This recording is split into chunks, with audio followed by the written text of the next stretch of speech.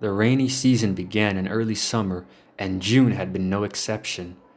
It didn't surprise the man when he discovered rainwater dripping from his dining room ceiling. Shrugging it off, he placed a tall pot beneath the leak and expected it to stop on its own.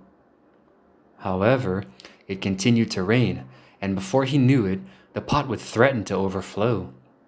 He had to dump the water out first thing in the morning and straight after he returned home from work. Eventually, he began to notice water damage at the source of the leak. The white ceiling had discolored, turning a dull shade of brown. He checked the weather and realized that it would continue to rain sporadically over the next 10 days. The man was worried about the ceiling mildewing and becoming an expensive repair and all, so he went and called a local handyman. Unfortunately, the man couldn't sign to have the repairs done. Only his landlord could. It was a pretty frustrating policy, really.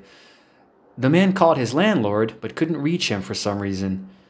He left him a few voicemails, detailing how the damage was becoming progressively worse. The man was clueless as to why his landlord wouldn't return his calls. They usually kept in touch and all, speaking at least twice a month. Finally, he just reasoned that he wouldn't be held accountable for any damages sustained. One night, the man was startled awake by a massive thump.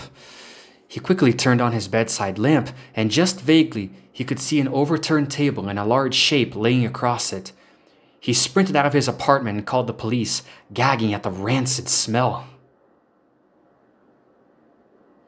The man sat in the police station with a blanket wrapped around his shoulders and a coffee mug resting in his hands. He did know one thing.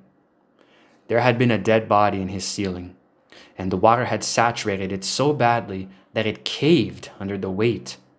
So far, the body was unidentifiable due to the rainwater and was being autopsied. While the man waited, he called his landlord and finally reached him, panicking as he explained the situation. His landlord was just as alarmed, and the man pleaded for him to come to the station while he made his statement. Then the man paused as the detective crossed over to him, and he lowered his phone, wondering if the body had been identified. His blood immediately ran cold, and he shook his head with terror. The body belonged to Richard Thompson, his landlord, and he had died over a year ago.